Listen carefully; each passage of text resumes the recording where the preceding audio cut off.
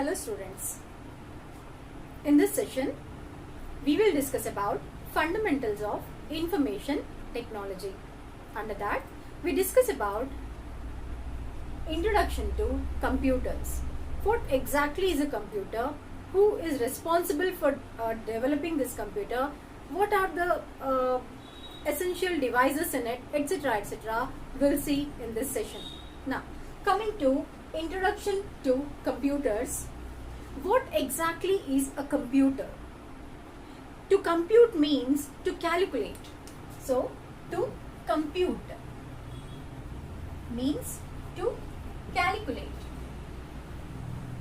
To calculate something, we need, suppose we use a calculator now, but actually nowadays the computers are more than calculating. They are something more than calculators. So, but actually when they were designed, to compute means to calculate. The basic meaning of computer is that one. Now, coming to definition of a computer is an electronic device which accepts input from the user, processes it or stores it and gives the output in the required format.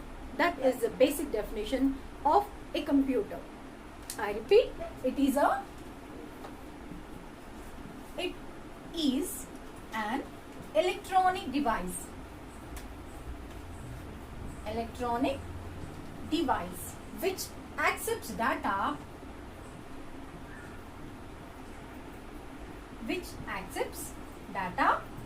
okay, then process it or stores it, then gives the output.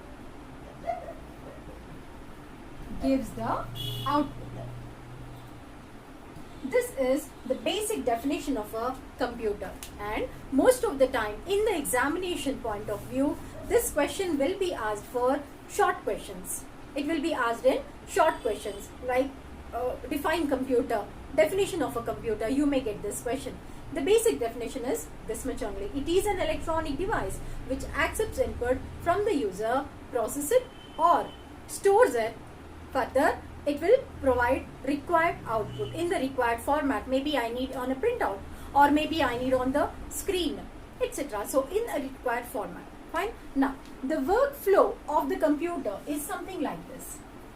Input will be given to the computer, that is data will be given to the computer, and here processing will be done. Then after processing, the output will be given. Okay. Now, who is responsible? Like take the example here. I am telling that it is taking input. What exactly is it taking? It is taking data as the input. The computer will take data as the input, or I can say the unprocessed facts, raw facts are nothing but data. Okay, so these raw facts or data are taken as input, they are processed and given as output. For example, I have 2, 3 as my data. I wanted to add it. Okay, so in processing what happens, I wanted to add. So 2 plus 3 will be processed and from there I'll get the output as 5. So if you see 2, 3, plus, I need to provide everything to the computer in detail. It works best for you, provided its master should instruct it in a good way. Each and every minute instruction have to be provided to him. So here 2, 3, plus have to be provided in a format to it. I can't directly give 2, 3. No, I can't 2, 3, plus. No, I can't give like that.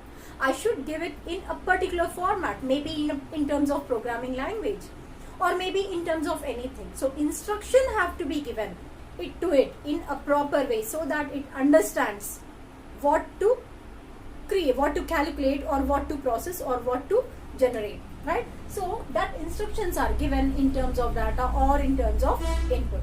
This data is taken into processing. There, depending on the input you have given, depending on the instructions you have given, processing is done. From processing, your output will be generated in a required format. Now, coming to who is responsible to take the input, who is responsible to process, and who is responsible to display. Okay, who is responsible to calculate all these? We'll see now. I am saying input. Here, an input device is responsible. An input device is responsible to accept data from the standard input device. Okay. Now, what is this input? Now,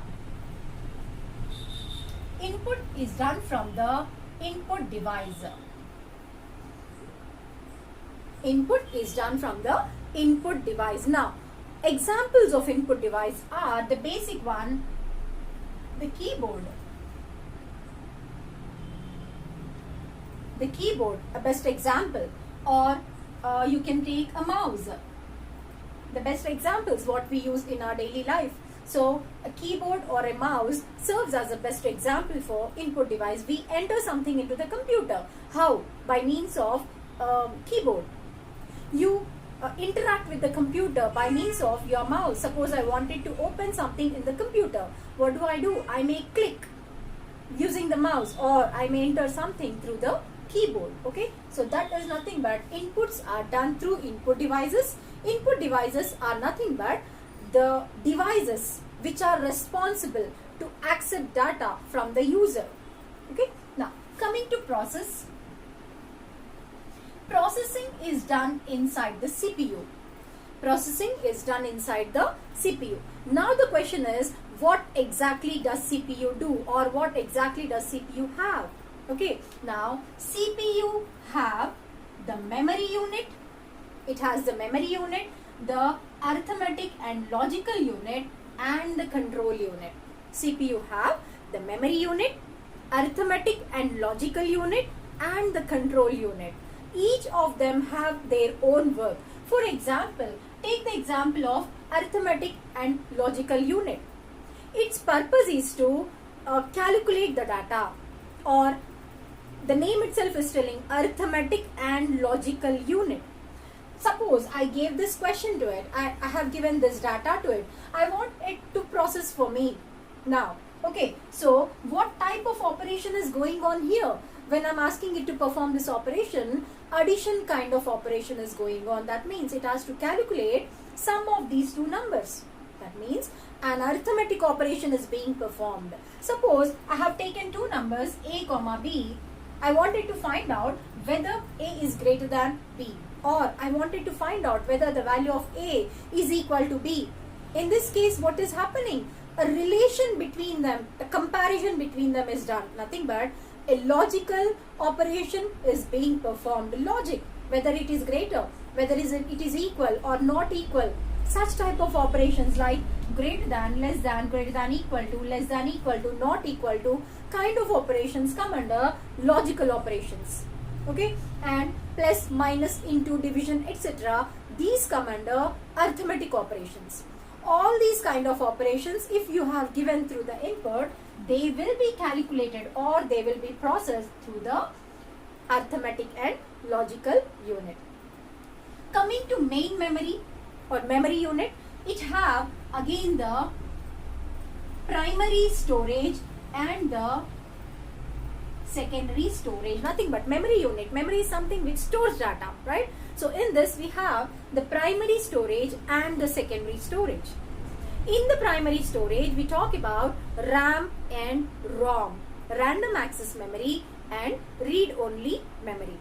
Coming to secondary storage and external storage, which is required. For example, you can take about a hard disk or a CD or a pen drive, etc. All these come under secondary storage devices. Okay, so whatever data is given, it will be stored till processing is done. Whether in some cases it may be temporary or it may be permanent in some cases. Suppose I wanted to store a file. Just I'm not taking any output from it. I'm just taking to I have just given the input to store a file. In this case, what happens? The data will go and store in the computer permanently till the user requires. Okay, so that is the purpose of a main memory unit. Now coming to CU, the name itself tells you control unit. It is just like a nervous system or the brain of the computer, the nervous system of the human being. What is it? Whatever activities, suppose I'm moving my fingers, I'm talking to you, I'm blinking my eyes, etc. All these are controlled by some organ, the control unit or the nervous system of the human being, right? In the same way, the control unit is responsible to accept the input. Whatever input is given by the user, it is responsible to accept from them, process them, send to the output device. Otherwise, how does the computer know whatever is processed have to be sent to the output device? Isn't it? It may sound again to the keyboard. Who knows if control unit is not there? But everything is going on in a well-mannered way, in a well-disciplined way, in an organized way. How is that possible? How is that disciplinary action possible? Because of the control unit only. It is going to control all the activities which are going inside the computer.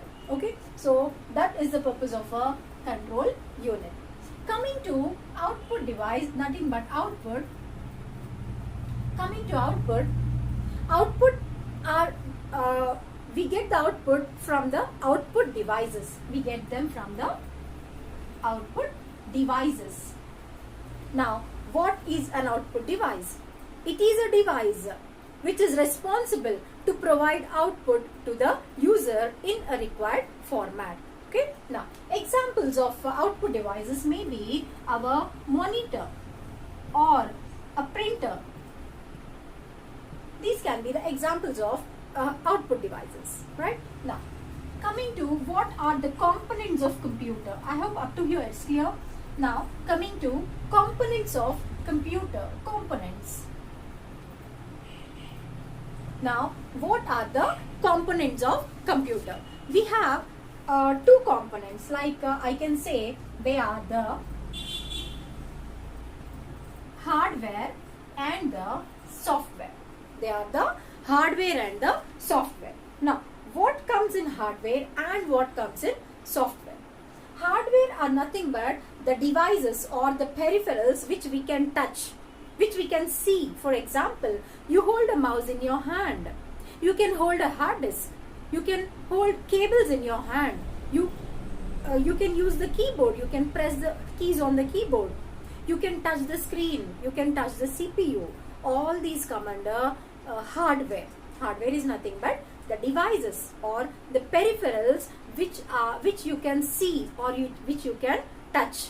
Okay, so here comes all these peripheral devices like the input device, the input device, the output device, the memory or storage devices, whatever, like maybe pen drive or maybe a hard disk, etc. Or it may be some what we say CPU elements like cables or anything. It may be. All these come under hardware devices. So clearly speaking, a hardware device is nothing but which you can touch, which you can see, which you can touch it, which you can hold it. That is nothing but a hardware of the computer. So components are two. One is the hardware and another one is the software. What is a software? A software is something which you doesn't touch, which you can't touch, but still you use it. For example, we have an operating system in our computer. We have an operating system. Without operating system, you can't do anything on it, isn't it? So operating system is responsible to work on it. In the same way, input device is responsible to take input into the computer. Output device is responsible to get output onto the screen or onto the printer or onto any output device. Without these components, you can't work on the computer. But there is a difference between hardware and software. Coming to software, it is something which you can use, but you can't touch it. Okay. For example, you have a Windows operating system. Okay. So that is an example of system software. Again, software can be of two types. One is the system software, another one is the application software. One is the system software and another one is the application software. What exactly is the system software or what is a application software? Application software which is meant for the user purpose to work on it. For example, we have MS Office. We have MS Office. What are we doing using it? I may print some letters in it. I may text something in it, or I may do some calculations using Excel or etc. etc. I can generate some PowerPoint slides etc. What is that one? It is for an application for the user. Okay, but coming to system software, that is what I told till now was application software. MS Office comes under application software. You are using that one to generate something. Okay, now comes the system software. If you wanted to use the system, you need something in it which is used by the system for the users. For example, I wanted to use the system. Operating system is essential. If I wanted to store something in it, if I wanted to use it, first of all, I need to have an operating system in it. For example, Windows or Linux or something, any operating system it may be. Okay, so that type of software comes under system software, which is responsible for the system to run properly, to execute everything in a well organized way. Whereas application software, it is something, an application, an app. For example, take the example of our mobile phone. We have many apps, isn't it? So these apps, you're taking them externally, like depending on your usage. Suppose we are using WhatsApp. WhatsApp is an application. It is made for the user's purpose, not for, if your mobile have to work, do you think that WhatsApp is essential? No, it is not that, isn't it? So something like that, right? So application software is something which is for the user's purpose. User will work on it to use it, right? Now that is about what we say components of computer, and we are all done about these also. Let us discuss just a shortcut of what are the characteristic features of computer, then we'll stop the session here. Right, now coming to the next topic, that is characteristic features of computer. Let me tell you, dear students, in your semester examinations, this question is very important one. What is that? Characteristic features of computer is one of the important questions. In this session, I'll just give you an overview of it. In another session, we'll take a detailed session about what are the characteristic features of computer. Okay, as we all know, the first characteristic feature is the speed. The speed of a computer is very fast. In microseconds, nanoseconds, we talk in terms of that, like 10 to the power of -9 or 10 to the power of -12, something like that. So the speed of the computer is very fast. We discuss about all these in another session, right? Then comes the accuracy. Accuracy. What do you mean by accuracy? Accuracy is nothing but correctness. So whatever output it is giving, whatever output the computer is giving, you can believe on it. You can rely on that one.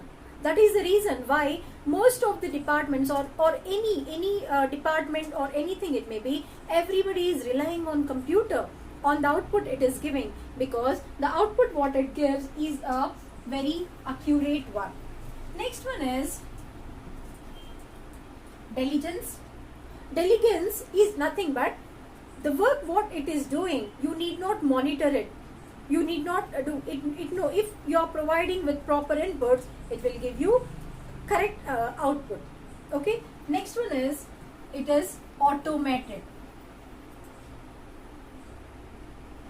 It is automatic, means once you provide it with all the sufficient amount of inputs, once you give all the instructions in a correct manner, then it automatically processes by itself and it will give the output in a proper way. You need not stand before it till it gives you the output. Okay, so that is the meaning of this. Computer is automatic, means provided you give the proper inputs to it, give it in a proper instructed way, give it in its understandable way, it will give you output. You need not stand before it each and every second monitoring it whether it is giving proper output or no, whether it is working properly or no. No, you don't need to do that. It will give you automated output. Next one is, it is a versatile. Versatile means it never gets tired. 24/7. Take the example of human beings. We are habituated to work only for 5 or 6 days a week. That too, we work only for a few hours, maybe 7 hours or 8 hours per day. But if you switch on the computer, ask it to work for continuously 24/7, it will not get tired.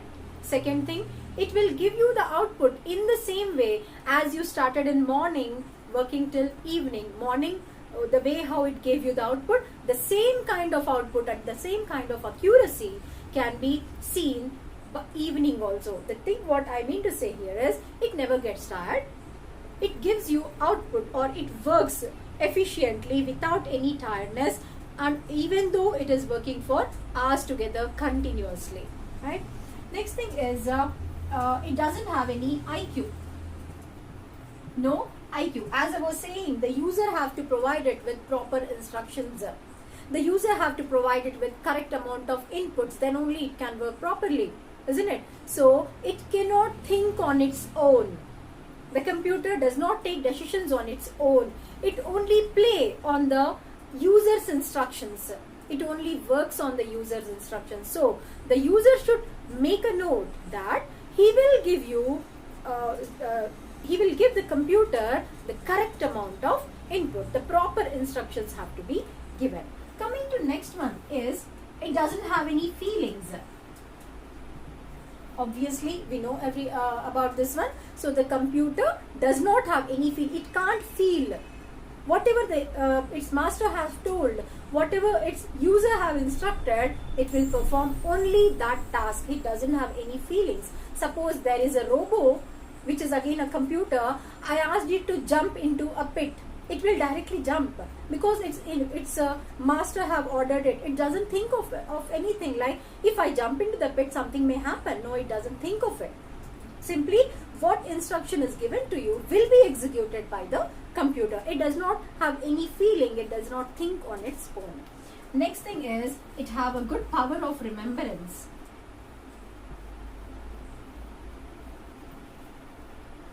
It have a good power of remembrance, means unless until the user deletes from it, it keeps every instruction in its mind, in its CPU, in its memory unit. Okay, so these are the characteristic features of computer.